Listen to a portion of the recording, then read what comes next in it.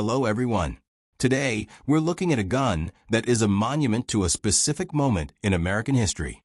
A time when police officers put away their grandfather's classic six-shot revolvers and went searching for something completely new. This is the Smith & Wesson Model 4006. It's a gun made entirely of steel, a heavy, solid brick of metal that looks and feels like it could stop a truck. It's what we call a third-generation pistol, the pinnacle of the all-metal gun era. But the story of the 4006 is not just about metal and mechanics. It's about a tragedy that shook the nation and forced America's police to ask a terrifying question. Are our guns good enough to keep us alive?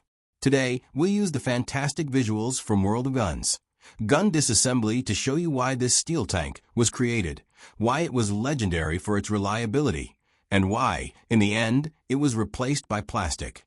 To understand this gun, we have to go back to one tragic morning in April 1986 in Miami, Florida. A small group of FBI agents cornered two bank robbers. What followed was a massive, chaotic gun battle. Agents were shooting, the criminals were shooting back, and the fight lasted much longer than anyone expected. When the dust settled, two agents were killed.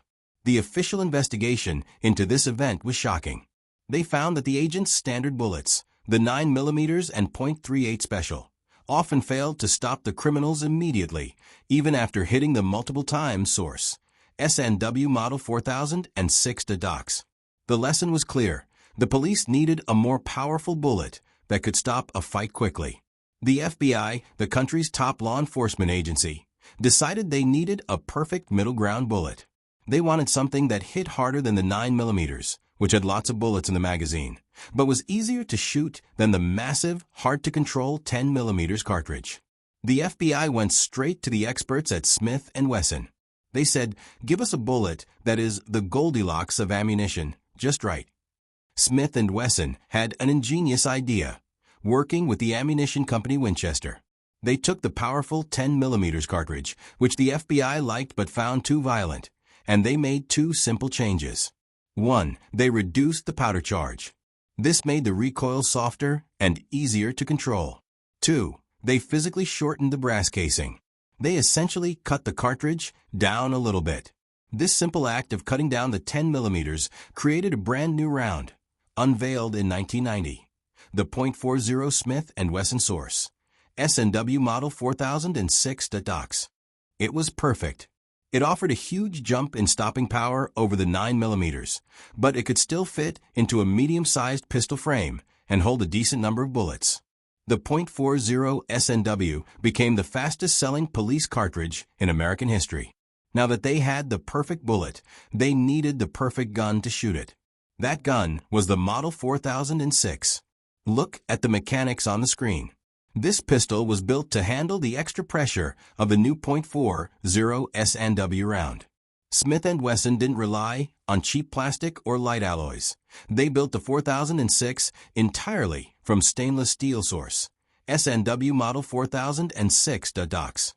It's heavy, weighing nearly 40 ounces fully loaded. It's the definition of overbuilt. It was designed like a bank vault to be utterly reliable. The 4006 uses a classic semi-automatic design, but it has a key feature that would later become its biggest weakness: the double-action/single-action DA/SA trigger system. In simple terms, 1. First shot, double action. The first time an officer pulls the trigger, it's a very heavy, long pull, like pulling a stubborn doorknob. This is for safety, making an accidental first shot nearly impossible. 2. Next shots, single action after the first shot. The slide moves back and resets the hammer, making the subsequent trigger pull super light and short. This system gives the officer the protection of a heavy first pull and the accuracy of a light subsequent pull. It was advanced engineering. So, if this gun was a reliable steel tank, why did it disappear? The answer is simple: simplicity, weight, and cost. Around the 1990s, a new kind of pistol started taking over: the striker-fired polymer plastic gun, most famously the Glock. 1. Weight. The all-steel 4006 was heavy. Officers had to carry this brick for 8 to 12 hours a day, and they quickly preferred the daily comfort of carrying a much lighter polymer pistol source, SNW Model 4006 Docs. 2. Simplified training. Remember the DA/say trigger? The heavy first pull, then the light second pull? That complexity was a nightmare for training large police forces.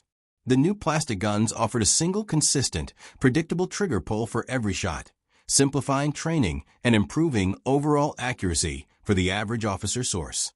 SNW Model 4006 Docs. 3. Cost. The 4006, with its intricate metal frame and precision parts, was expensive and slow to manufacture. Polymer guns are cheaper, faster to produce, and easier to service. Production of the Model 4006 ended in 2011. Its retirement marked the end of an era, the shift from heavy, refined steel to lightweight, mass-produced polymer systems.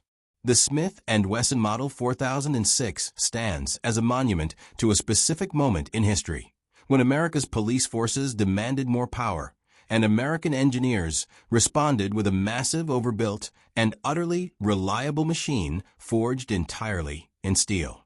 It may have been replaced by plastic, but for those who appreciate rugged engineering, the 4006 embodies the golden age of American duty guns. It is a cult classic that reminds us that sometimes the simple, light solution wins out over the heavy, perfect one.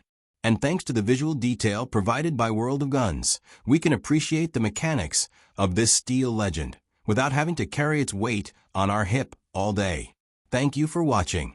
If you enjoyed this look at the ultimate steel pistol, please like and subscribe, and let me know in the comments which classic weapon you want to see next.